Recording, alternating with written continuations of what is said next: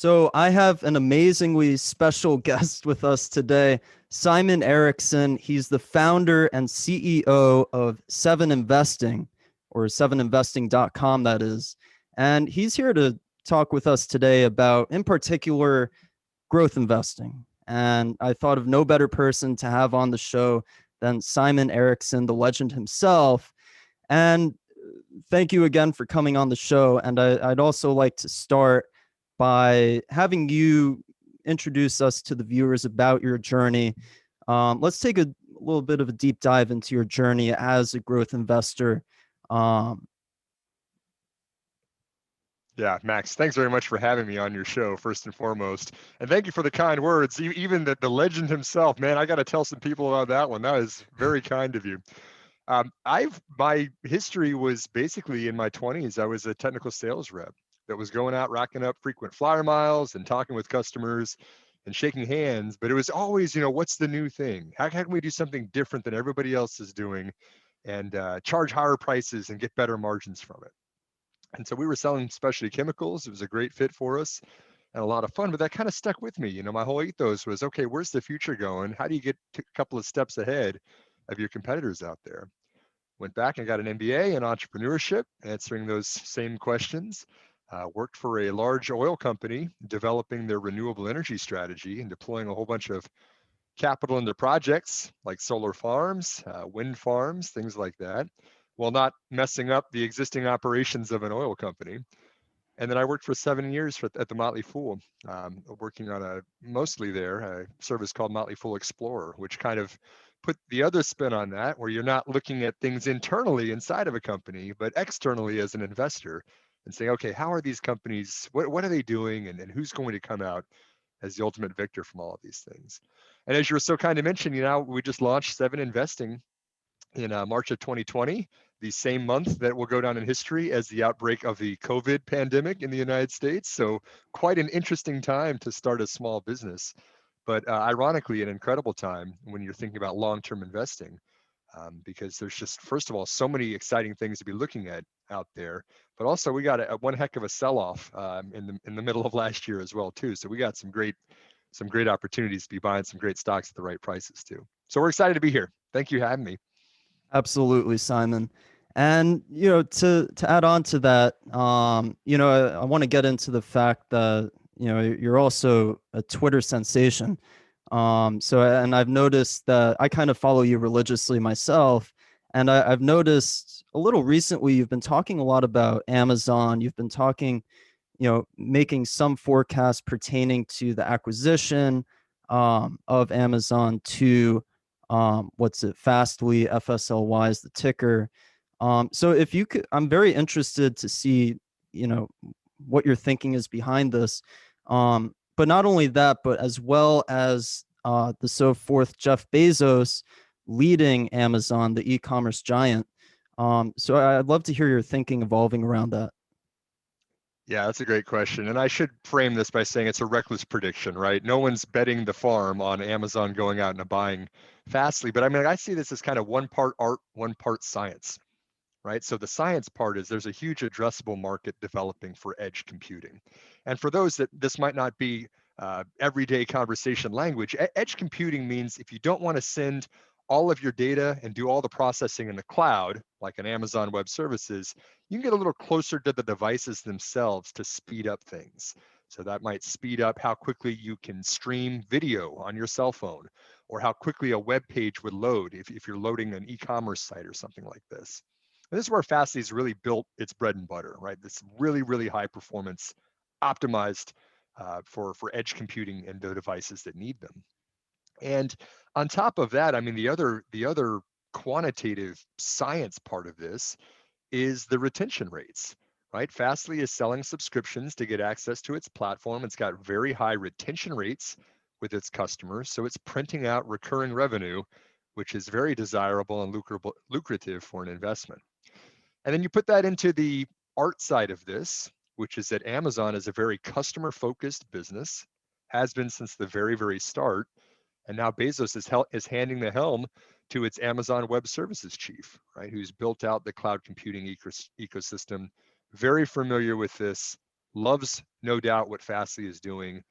And I guess combining all those pieces together, I see a market that's rapidly growing with a company that is really interested in maintaining its brand as the innovator in the space, with one company who's got some excellent financials. And I could see it happening. I don't see really any other coverage of this right now, but in my mind, it's something that the tea leaves tell me could definitely be possible.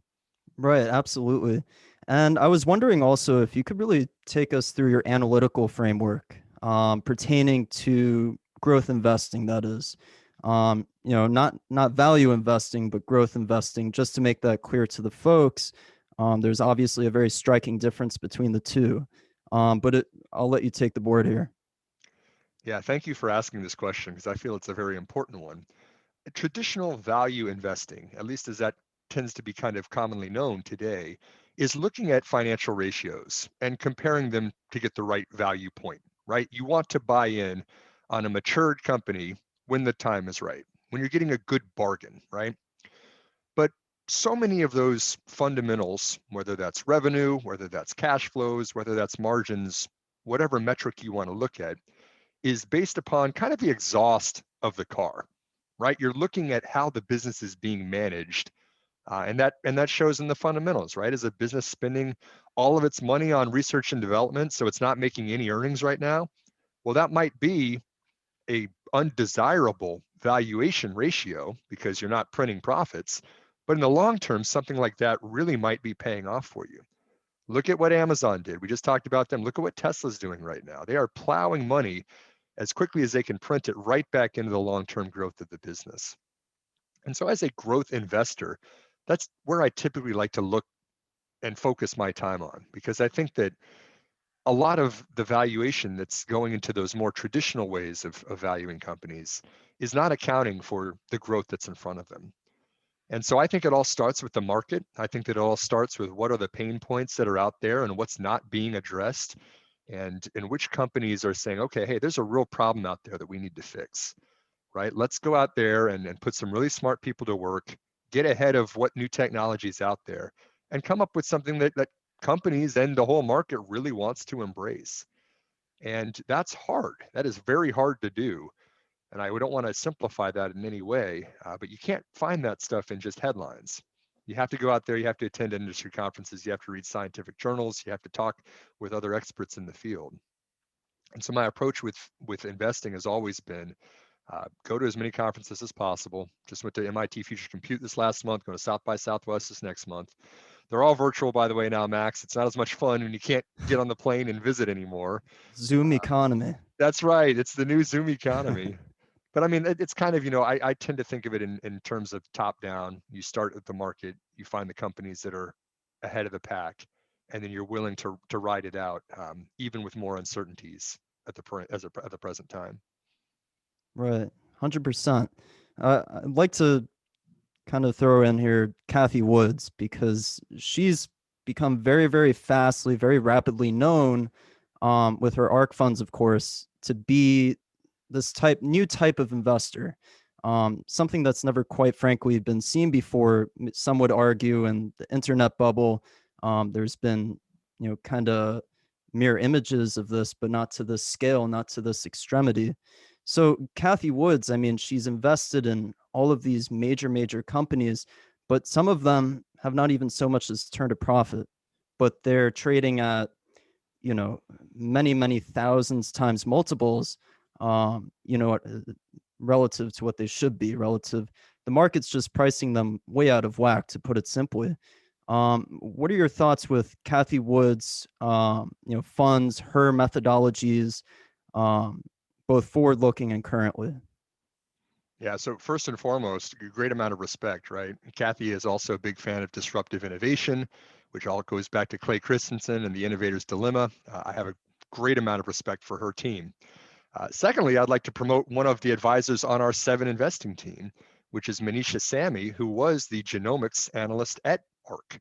And so she is directly looking at a lot of those kind of companies, in the genomic space. This is the use of CRISPR for gene editing. This is CAR T for cell therapy. I mean, these are kind of these things that were very academic just even a couple of years ago, that now they're starting to say, hey, we can get the costs under control for these and change medicine, right? It's not just subjectively as a patient. You go in and say, oh my gosh, I'm showing symptoms. And then you find out later, you've got something very serious disease. Mm. Some people have very serious late stage cancers. You can proactively screen for these things and personalize the treatments based on the individual patient. And so I guess to answer your question of what do I think about that approach, I'm a big fan of it because, again, this is a $3 trillion market at the top, almost $4 trillion now with the US is spending on healthcare. Why is that so expensive? Well, because we've got chronic conditions that we're managing over decades of time. And on top of that, $100 billion a year spent just on cancer treatments, the drugs that are being developed to address cancer. I mean, if we can get ahead of this, we can extend people's lives for years, for decades. And we can also save a lot of money and fix one of the biggest problems in society. And so genomics is one of kind of those disruptive ideas of how do you look at more objective data, your DNA, to actually issue out treatment routines and design drugs that can be cancer busting drugs in a way that's not just symptomatic and subjectively treating based on the best you can do later on. Let's get ahead of this problem. And I tend to think of that in terms of a lot of the other things. I don't want to comment specifically for ARC because they're running a very different strategy than we do, but just the concept of disruptive innovation, whether that's cloud computing, whether that's streaming, a new way of watching television, whether that's genomics, whether that's digital banking. I mean, these are kind of the most exciting and most innovative things that we get pumped up about talking about when we style investing. Right. And so it sounds a lot like, your sole focus, rather not sole, but your focus is based in terms of sectors within the economy that may be attractive to you. Sounds like it's within tech, it's within AI, it's within, biopharma, and advanced solutions, real, if not so revolutionary ones as well. But I'd like to ask as well, what other sectors of the economy do you foresee as a growth investor to be desirable? Are we talking short term or long term? It depends. What's your time frame? That's also a good question. Yeah, we typically invest for at least 3 years. We want to make every one of our recommendations, not just say, oh, buy it. I mean, we are going to be buying and holding it indefinitely for our scorecard, and transparently we report that. But I tend to think at least a 3-year time frame is the right way to frame it as a growth style investor. And so 3 years out, what's something that's happening right now, but it's not, you know, colonizing Mars or exploring the solar system or something we might see in 50 years from now. I think that one thing that is really interesting right now is the shift in television. Television has traditionally been you buy a cable TV subscription, you've got 100 channels that you're probably watching 5, and you're paying for the rest of them whether you watch them or not. And you kind of had these bundle cable providers that would have direct advertising sold to them that they would then place locally, regionally. And we're changing that, right? I mean, now we've got options out there. We've got Roku, we've got Disney Plus, we've got everything going over the top. Everybody's got their own streaming channel that they can now serve to you a la carte, and you subscribe to those based on those 5 that you're actually watching during the year. And this is kind of changing the entire game because so many of those channels were supported by advertising, and advertisers are now basically doing exactly what they did on computers, on the internet before it started shifting to connected TVs, which is they're saying, okay, well, we're going to place the right ad in front of the right person based on their viewing habits, right? What did Google do? Google figured out what websites you were watching, and then on the sidebar, the display ads started showing up for the things you were really interested in, right? Right. And so the same thing's happening with TV. Now they see that you're watching sports. If you have a favorite football team up there, Max, my favorite's the New Orleans Saints. I'm going to start seeing advertisements showing up with New Orleans Saints apparel, and I'll have to buy some more Drew Brees jerseys, I guess. But the idea is, it's moving a la carte in the channels. The advertising is now taking place programmatically, which means there's a much better return on the investment that those ad agencies are placing. I think that we're really starting to ramp that up, and certainly within 3 years, you're going to see some big winners in that space. That's very interesting. Also sounds like an extremely great opportunity to potentially get involved. Do you have any specific entities that may represent that kind of scenario? Ones that may be, um, yeah, actually, I do have somewhat of a better question. it, I just have to ask it. There's been rumors, some write up on the media about, Disney acquiring Netflix. Is that anywhere near a possibility, or can it come into fruition relatively soon? I would be surprised by that. I would really be surprised by that because it goes back to far upstream far upstream, excuse me, is the content that you're producing, right? Netflix has gotten into its own original programming, but it's also paying a lot of money for a lot of other content as well. That's the largest cost on Netflix's income statement, is the obligations it's paying either to others that are producing content for it or its own in-house budget. And that's the same for pretty much anybody who's wanting to be in this game. Is, content is still king, and Disney knows that, and Disney's got, Hulu and Disney Plus, and basically this giant library of stuff that it can put in front of you, because it's got a century almost of history of developing, that kind of content. And so for Disney to go out and buy Netflix would just be all of a sudden packing a whole bunch more stuff in there.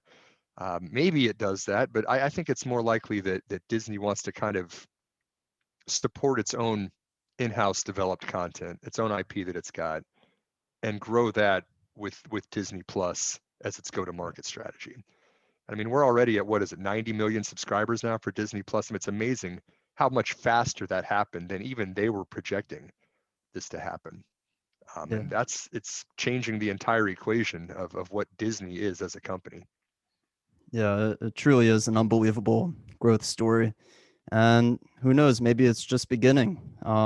This whole streaming era, the Zoom economy, things are very telecommunicative these days, and it's becoming the new reality. Well, this unfortunately is probably an appropriate time to cut off. But before we separate, Simon, would you like to tell our viewers where our viewers can actually look at more of your work and follow you, and look at your other work as well? Yeah, thanks, Max. So we have 7investing.com. You can write out the 7 or just put the number.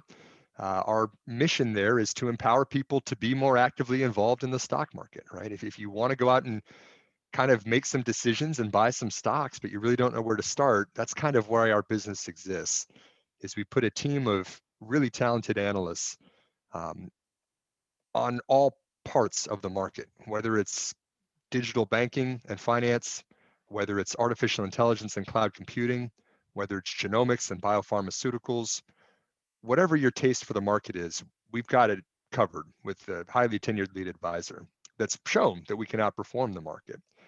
And so we've got our podcast and live stream are both free content that's always available for anybody to see our team and follow what we're looking at. If you do want to look behind the curtain, we offer our 7 best ideas every month in the stock market for $17 a month.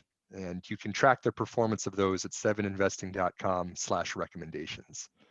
And so we typically are really just trying to keep this as low of a price as we possibly can, because we want to democratize investing. We want people to get more involved in this. We're not upselling, we're not raising prices, we're not trying to convince you to buy something that's thousands of dollars a year. We've got one product at one price point, and we're putting it all into that one. Absolutely, the whole 9 yards. And of course, we'll have all that information at the link of the description below. So anybody could click on it with the simplicity of one click. Simon, Erickson, everyone, thank you so much. Thank you very much for having me, Max. Thank you.